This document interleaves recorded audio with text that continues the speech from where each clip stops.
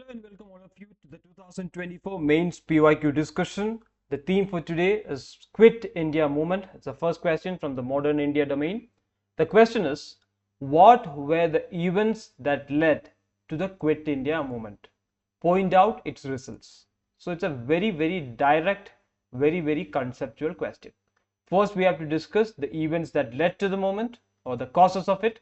Second, the outcomes of it. Two parts, straight question. So we have to start by defining the movement.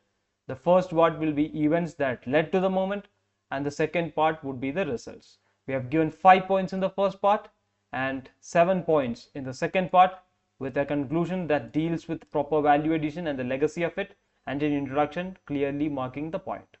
So the first part, introduction, we have given the time period of it, precise time period of it. The Quit India resolution was passed on August 8, 1942. So we'll start with that. It is also the last mass movement led by Gandhi. So Gandhi had 3 mass movements: the non-cooperation movement, the civil disobedience movement, and the Quit India movement. So it's the last mass movement. We'll underline that fact as well. And the third is the call given by Gandhi for this movement, which is do or die. So Quit India movement is a movement that was initiated on August 8, 1942. It is the last mass movement towards India's freedom struggle led by Gandhi, in which he gave a clarion call of do or die. So that's the introduction for us. Now coming to the first part, the events that led to the moment. The first thing is the Second World War. Second World War, as you know, started in 1939. So 1939, Second World War started and Quit India movement took place in 1942. So in the First World War, which took place from 1915 and 1919, India gave support to the Britishers, hoping that they would give us something back. And in this part, the Britishers involved India without consultation with the leaders. So Gandhi was aggrieved, the entire leadership was aggrieved, and this is one of the major causes. Second is the failure of Cripps mission. In order to win the trust of Indians to participate in the war, the British government sent the Cripps mission to India. But the Cripps mission was not ready to give us complete independence. They were only giving dominion status.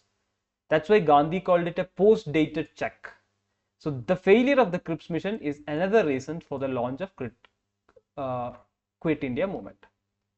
The third one, British policies during war, because they had a series of policies including high taxes, forced recruitment of the army, which resulted in events like the Bengal famine. This also created unrest among the people. The fourth reason is weakening of the British image, because throughout this war, Britain was receiving a lot of setbacks. One of it is the advancement of Japan in Southeast Asia. It resulted in the fall of Singapore. When they reached Myanmar, Britain was in real trouble. And along with these forces joined the Indian National Army led by Subhash Chandra Bose. Bose used prisoners of war, aligning with the Axis powers against Britain for the war. So all these things gathered momentum against Britain and gave momentum to the national movement in India. Finally, Gandhi's policy of struggle through struggle. You know that Gandhi will have a major struggle, then a constructive phase, then struggle again. So after civil disobedience movement in 1913, there was a long phase of silence, and now it was the time for the last blow or the final mass movement called Quit India movement. So we'll mark the 5 reasons like this, and then we'll go to the results. The first result is the brutal crackdown. So unlike the CDM, the civil disobedience movement or the non-cooperation movement, this movement was dealt with brutal force. All the major leaders, including Gandhi, were arrested before the movement could be launched. So it's also a people-led movement.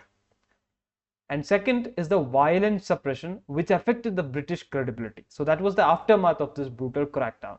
When they used violence, all their promises of a constitutional leadership in India or a transition of power or equipping the Indians with a democratic spirit, everything went in vain because their credibility was lost. Third is Gandhi's endorsement of underground activities and violence. So this is a moment when Gandhi said institutional violence is more dangerous than armed rebellion. Britain was doing institutional violence by colonizing India.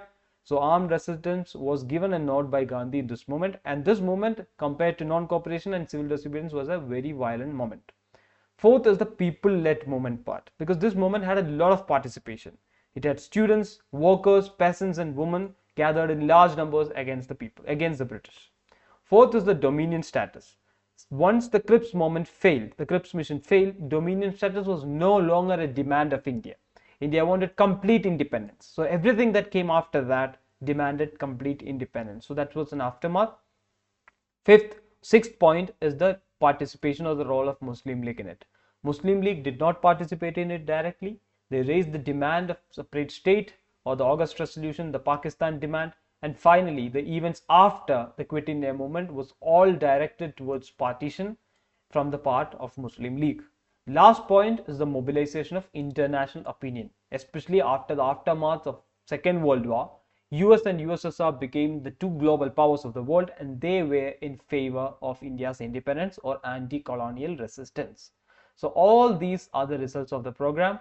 Some are immediate, some are long term, but these are all results of it. And it finally led to India's independence through events like the Cabinet Mission proposal in 1946 and the Royal Indian Navy mutiny, which was a final nail in the coffin of the British.